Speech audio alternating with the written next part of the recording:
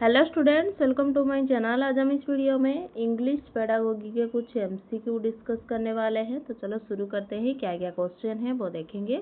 ये teaching exam के लिए बहुत ही ज़्यादा इम्पोर्टेंट है, खास करके सीटेट के लिए बहुत ही इम्पोर्टेंट क्लास रहेगी। तो चलो शुरू करते हैं। Which statement is not correctly regarding language learning and acquisition. कौन सा कथन, जो ये चार स्टेटमेंट हमें दिया है, इनमें से कौन सा सही नहीं है। लैंग्वेज लर्निंग, भाषा सीखना, और एक्वाजिशन का मतलब क्या है, अधिग्रहण करना, उससे रिलेटेड कौन सा स्टेटमेंट गलत है। Language acquisition improve only cognitive skills and nothing else. वो बोल रहा है कि लैंग्वेज एक्वाजिशन सिर्फ कॉग्निटिव स्किल को इम्प्रूव करता है और कुछ को नहीं। ऐसा नहीं है, कॉग्निटिव स्किल को डेवलप करता है। एक्वाजिशन कम्युनिकेशन स्किल को भी इम्प्रूव करता है, सोशल इंटरेक्शन में भी मदद करता है और भाषा के प्रयोग को भी बेहतर बनाता है। लेकिन ये बोल रहा है कि ओनली कॉग्निटिव स्किल को इम्प्रूव करता है, ये गलत हो जाएगा। Language acquisition happens natural through interaction. Language acquisition कब होता है, जब इंटरेक्शन होता है तब भाषा अधिग्रहण होता है, ये सही है। Language learning occurs through plan learning instruction and practice, ये भी सही है। Learning helps develop a proficiency in a subject और लैंग्वेज। लैंग्वेज हेल्प करता है एक सब्जेक्ट और लैंग्वेज प्रोफिशिएंसी में, ये भी सही बात है। लेकिन जो ए है वो गलत बात है, ऑप्शन ए होगा सही। ये नोट पूछा था ना, नोट करेक्ट, तो ए सही है। The process of learning a language through conscious practice and skill training is known as. उसे क्या बोलते हैं, जिस प्रोसेस में हम लैंग्वेज लर्निंग सीखते हैं स्किल ट्रेनिंग और प्रैक्टिस में, उसे क्या बोलते हैं हम, इरूडिशन। इरूडिशन का मतलब क्या है, इरूडिशन का मतलब है एक्सटेंसिव, किसी भी एक्सटेंसिव, गहरा, मतलब पूरा डीपली या एक्सटेंसिव में होता है इरूडेशन। और लर्निंग तो सीखना होता है, यही पूछा है। और क्या है, एक्विजिशन अधिग्रहण होता है, और मेमोराइजेशन जो याद रखना, उसे हम बोलते हैं। तो ये पूछ रहा है कि उस प्रोसेस को हम क्या कहते हैं, लर्निंग कहते हैं क्या एक्विजिशन कहते हैं। तो स्किल और प्रैक्टिस जो है, उसके माध्यम से जो भाषा हम सीखते हैं, उस प्रोसेस को क्या बोलते हैं, उस प्रोसेस को हम लर्निंग बोलते हैं। क्या बोलते हैं, लर्निंग। लर्निंग ये एक ऐसी प्रक्रिया है जिसमें क्या होता है, भाषा जो लैंग्वेज है उसका रूल्स के साथ हम सब कुछ सीखते हैं। तो ऑप्शन बी होगा करेक्ट। 3 देखते हैं। According to Lev Vygotsky, language plays which role in child development. Lev Vygotsky के अनुसार लैंग्वेज क्या रोल प्ले करता है बच्चे की विकास में, कैसा रोल प्ले करता है। Language supports and enhance cognitive growth. Language support करता है और कॉग्निटिव ग्रोथ को इनहांस करता है। लैंग्वेज के बारे में पूछा है। Language is shaped only by social interaction not cognition, ये गलत बात है। लैंग्वेज ओनली सोशल इंटरेक्शन नहीं है, कॉग्निशन भी उसमें शामिल है। Cognitive development always precedes language development, ये सही बात है। Language develops independently from thinking, नहीं। तो यहाँ पर पूछा था लेव वाइगोस्की के जो लैंग्वेज है वो चाइल्ड डेवलपमेंट में क्या रोल प्ले करता है, तो ये होगा सही। Cognitive development always proceeds language development. Question number 4 देखते हैं। Which method is most suitable for identifying a creative learner in A class. एक बच्चा को हम कैसे आइडेंटिफाई करें, क्रिएटिव लर्नर क्लासरूम में कैसे आइडेंटिफाई करें, उसमें कुछ क्रिएटिव होगा, मतलब कुछ अलग होगा, कैसे हम फाइंड करेंगे। Evaluating practising only in group activities. Evaluate करेंगे, कभी कोई बच्चा ज़्यादा स्कोर कर लेता है, ऐसे इवैल्यूएट नहीं कर पाएंगे हम क्रिएटिव लर्नर्स को। कंडक्टिंग ओनली ऑब्जेक्टिव एग्जाम्स के माध्यम से हम क्रिएटिव लर्नर्स को पता नहीं लगा पाए क्या सोच रहा है वो, कैसे सोचे। अगर हम उसे लाइव देखेंगे और उसे सोचते हुए देखेंगे और वो क्या कर रहा है, अगर हम वो ऑब्जर्व करेंगे तो ही हम फाइंड कर सकते हैं नहीं ये क्रिएटिव बच्चा है। तो carefully observing the child while solving problem, उसे हम ऑब्जर्व करें और देखें कि वो प्रॉब्लम को कैसे सॉल्व कर रहा है, ऐसे हम क्रिएटिव लर्नर्स को फाइंड आउट कर सकते हैं। None of this, option C correct होगा। 5 देखते हैं, what does teaching grammar in context imply, teaching grammar context में क्या है? Emphasising repetition and memorisation only, जब भी देखना जो मेमोराइजेशन लिखा हो और रिपीटिंग ऐसा दिया हो, ये इसको एम्फासाइज कभी भी नहीं देते हम, क्योंकि ये गलत बात है, ये टीचिंग में बहुत ही खराब बात है, इसे प्रोमोट नहीं करते हैं कोई। Presenting grammar rules separately from language use, सिर्फ प्रेजेंट कर देंगे ग्रामर रूल्स को लैंग्वेज यूज करने के लिए, ये भी सही बात नहीं है।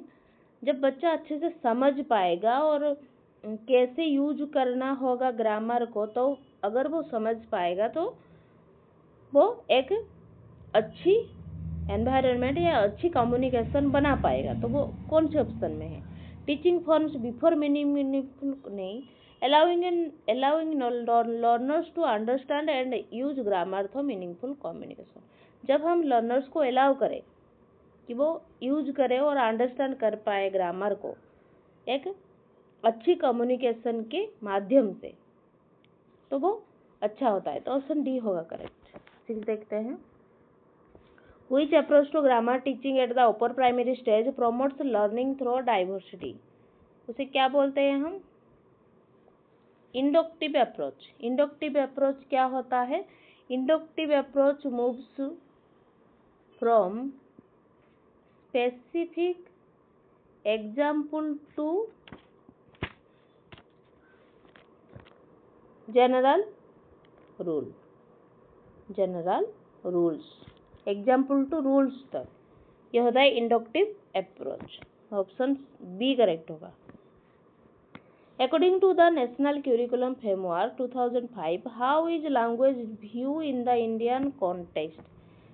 2005 NCF national curriculum framework NCF 2005 के अनुसार इंग्लिश एक क्या है भारतीय कंटेक्स्ट में? एज ए फर्स्ट लैंग्वेज नहीं, फर्स्ट लैंग्वेज हमेशा उनकी जो मातृभाषा होती है वो होता है।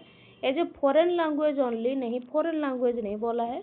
As a second language in multilingual society, हमारा जो इंडिया है वो एक मल्टीलिंगुअल सोसाइटी है, बहुत सारा भाषा है यहाँ पर, तो उसे हम सेकेंड लैंग्वेज इंग्लिश को देखते हैं, ये तो सही है। लेकिन एनसीएफ कैसे देखता है? As a global language with wider communication value, NCF देखता है ये एक ग्लोबल लैंग्वेज है। सी और डी दोनों ही सही है। 8 नंबर देखते हैं, in language learning listening primarily serves as the basic for, language learning में लिसनिंग का क्या मतलब है, वो क्या करता है? अगर हम सुनेंगे किसी बात को तो क्या होगा, क्या डेवलप होगा? Development of speaking skills and meaningful communication, हमारा जो स्पीकिंग पावर है वो डेवलप होगा, डेवलपमेंट स्किल वो इम्प्रूव करेगा और मीनिंगफुल कम्युनिकेशन होगा। अगर हम अच्छे से ध्यान से कुछ चीज़ को सीखेंगे तो उसे ऑब्जर्व करके हम सोच सकते हैं, नहीं ये हो रहा है, ये हो रहा है, तो डेवलप करेगा हमारे कम्युनिकेशन में और स्पीकिंग में। पैसिव लर्निंग अनलर्न नहीं, इंडिपेंडेंट अकॉर्डिंग नहीं, तो ऑप्शन ए होगा सही। इंटेंसिव रीडिंग क्या है? जब हम इंटेंसिव व्यापक पठन जब हम करते हैं तो वो किस लिए करते हैं? जब हम व्यापक पठन करते हैं तब हम स्पेसिफिक कुछ इन्फॉर्मेशन को ढूंढते हैं, जब पढ़ते हैं हम तब स्पेसिफिक इन्फॉर्मेशन क्या है इसके बारे में वो ढूंढते हैं। तो कौन सा ऑप्शन में है? Reading for enjoyment and relaxation नहीं, ये एंजॉयमेंट और रिलैक्सेशन के लिए नहीं है। Carefully and detail reading to understand specific information, careful and detail reading, ये अच्छे से अगर हम पढ़ेंगे तो अंडरस्टैंडिंग स्पेसिफिक इन्फॉर्मेशन ढूंढने के लिए हम इंटेंसिव रीडिंग करते हैं। Quick going through a newspaper general reading without focus on details नहीं, तो डिटेल्स फोकस करने के लिए ही हम इंटेंसिव रीडिंग करते हैं। The technique of scanning in reading is use to, scanning का मतलब क्या है? स्कैन करना किसी चीज को। Understand the main idea of the spaces नहीं, अंडरस्टैंड द मेन आइडिया, सिर्फ आइडिया को नहीं फाइंड करना। एंजॉय द टेक्स्ट विदाउट नहीं, एंजॉय नहीं करना होता है। Quickly locate specific information in the text, जल्दी जल्दी हम पढ़ते हैं, स्कैन कर लेते हैं कि क्या है स्पेसिफिक इंफॉर्मेशन, क्या है इसके बारे में, वो फाइंड करते हैं। तो सी करेक्ट है। Analysing author tone and style नहीं, ये नहीं है, तो 10 का सी होगा करेक्ट। 11 देखते हैं। The final stage in the writing process is usually known as, जो राइटिंग प्रोसेस का फाइनल स्टेज को हम क्या बोलते हैं? स्ट्रक्चर्ड राइटिंग नहीं, assisted writing, independent writing, creative and advance writing, उस लास्ट स्टेज को हम ये बोलते हैं। ऑप्शन डी होगा सही। A cloze test is primarily design to evaluate, cloze test का मतलब क्या है? क्लोज टेस्ट ये होता है जो कुछ भी अगर मिसिंग हो तो वो सही जगह पर कैसे बैठाना है, उसके लिए हम क्लोज टेस्ट करते हैं। तो वो कौन से ऑप्शन में है देखते हैं। एक्यूरेसी इन स्पोकन प्रोनाउंसिएशन के लिए नहीं है। Ability to infer and fill in missing word using context, speed and neatness of writing नहीं, सिर्फ क्लीननेस को ध्यान में नहीं रखते। Skill to understand spoken language, fill missing word को फिल करने के लिए कॉन्टेक्स्ट के माध्यम से यह होता है क्लोज टेस्ट। ऑप्शन बी सही है। A child diagnosed with dyslexia generally has a difficult in, एक बच्चा डिसलेक्सिया से पीड़ित है, उसका मतलब उसे क्या, किसमें दिक्कत आ रहा होगा? उसमें रीडिंग में दिक्कत आ रहा होगा। जो पढ़ने में रीडिंग डिसेबिलिटीज होता है डिसलेक्सिया, पढ़ने में दिक्कत, मतलब सो को वो वाज पढ़ रहा है, गॉड को वो डॉग पढ़ रहा है, ये होता है पढ़ने में दिक्कत ही आ रही है उसे। Reading and spelling words correctly, option B सही।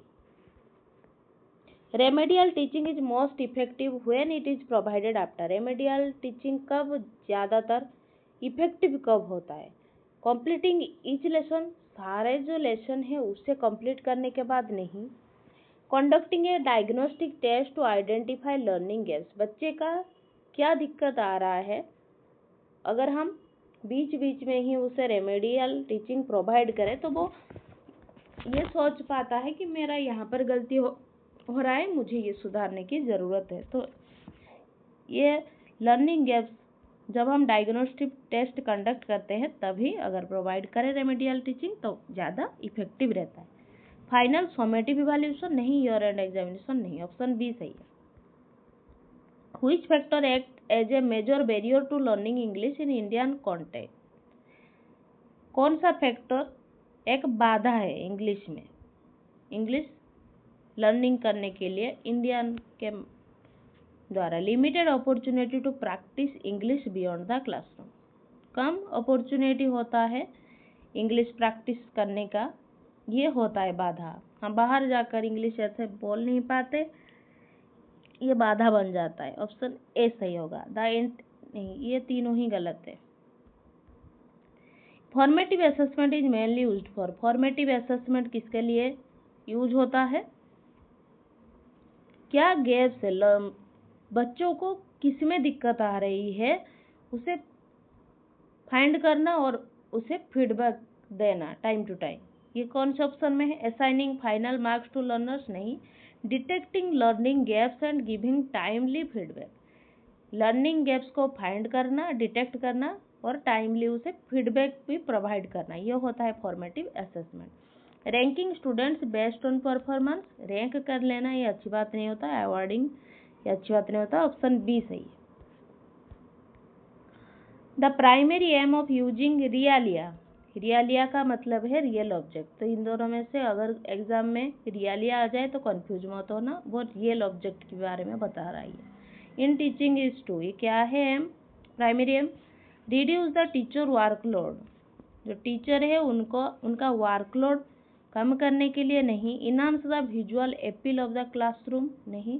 Connect the learning with real life experience, real object connect करना, रियल लाइफ एक्सपीरियंस और कॉन्टेक्स्ट दोनों से जुड़े हुए कनेक्शन ये बनाना, ये होता है realia. Ensure better classroom discipline, option C होगा correct. A rubric in language assessment is primarily used to, rubric क्या होता है? आइडेंटिफाई ओनली स्पेलिंग मिस्टेक नहीं, assess aspects like fluency, coherence and overall performance, ये होता है रूब्रिक। एसेस करना और उसका फ्लुएंसी और कोहेरेंस और परफॉर्मेंस को चेक करना। Give just one overall score without criteria नहीं, ये गलत है। 18 का बी सही है। 19 which of the following activities best reflect calf, जो कॉग्निटिव एकेडमिक लैंग्वेज प्रोफिशिएंसी है, क्या है? काल्प जहाँ पर भी दिया होगा कंफ्यूज मत होना, उसका फुल फॉर्म ये है। Booking an appointment at a salon नहीं, ये गलत है। अटेंडिंग ए फोन कॉन्वर्सेशन, ये भी गलत है। Writing a critical book review, ये सही है, एक बुक लिखना। रिजर्विंग ए फ्लाइट टिकट नहीं, ऑप्शन सी करेक्ट होगा। The main objective of using story telling in language classroom, जब स्टोरी हम बताते हैं किसी बच्चे को, अगर हम स्टोरी सुनाते हैं तो वो क्या होता है, वो ध्यान से सुनता है। बच्चा जो स्टोरी होता है वो ध्यान से सुनता है और समझता है कि क्या है, वो बहुत ही ज़्यादा अटेंटिव हो जाता है, बहुत ही फोकस्ड होने लगता है। इमेजिनेशन उसके माइंड में बहुत सारा आ जाता है, तो वो कौन से ऑप्शन में? इम्पैक्ट मोरल वैल्यूज नहीं। Enhance speaking skills and stimulate imagination, option B होगा करेक्ट। राइटिंग नीटनेस, अगर सुनने में बता रहा है तो राइटिंग कैसे होगा, तो ऑप्शन बी होगा सही। हमने टोटल यहाँ पर 20 MCQ डिस्कस किया है इंग्लिश पेडागोगी के। तो आपका कितना 20 में से करेक्ट हो रहा है मुझे कमेंट बॉक्स में ज़रूर बताना। मैं आशा करती हूँ आपका सीटेट का जो एग्ज़ाम है, नेक्स्ट सीटेट का एग्ज़ाम आ रहा है, उसके लिए आप लोग अच्छे से तैयारी कर रहे हैं। तो thank you students, keep studying.